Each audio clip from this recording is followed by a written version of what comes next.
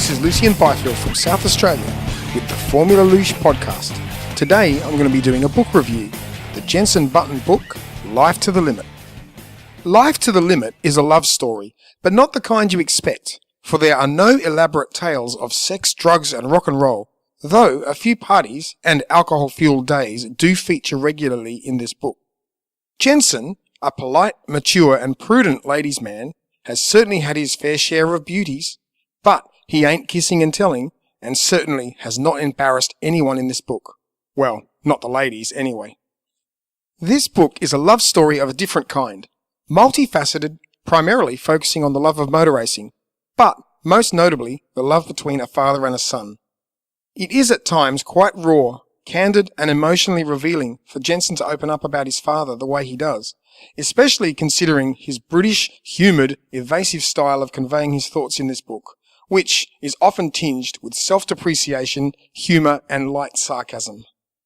Often, biographies are chronological, and when a sportsman or musician, or anybody writing a biography, puts down his or her life in print, it can at times be a bit laborious and tedious, but high praise is given for the refusal to elaborate unnecessarily and to bore the reader with facts, figures and lap times.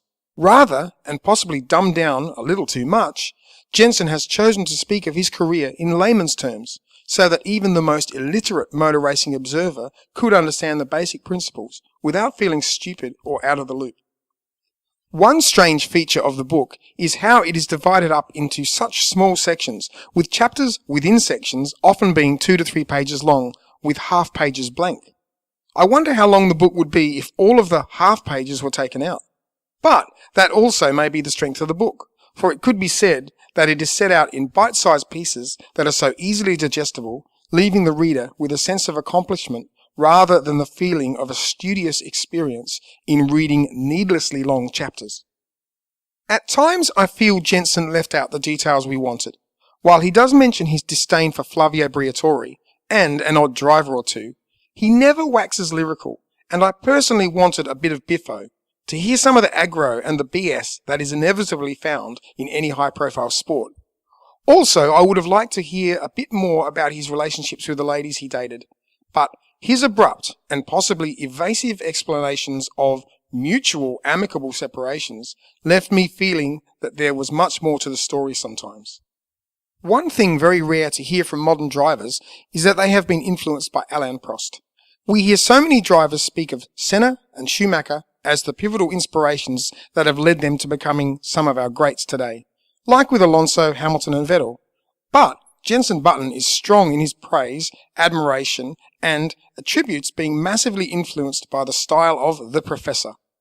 Prost was a true great, missing some of the Latin flair of a Senna, but Jenson is clear that the methodical, quiet and smooth style is what motivated him in many ways, including Alain's reserved and thoughtful manner in which he conducted himself. There is a cheeky showman in Jenson Button, which we get to see at times in this book, but overall he is an almost spoilt mama's boy, strangely balanced out by a man's man of a father. Jenson has no shame in admitting that he is shy, quiet, and conflict avoidant, but at times reveals his stronger side. But as you will see in the book, it took extremes to bring that out of him. In conclusion, it is hard to dislike JB.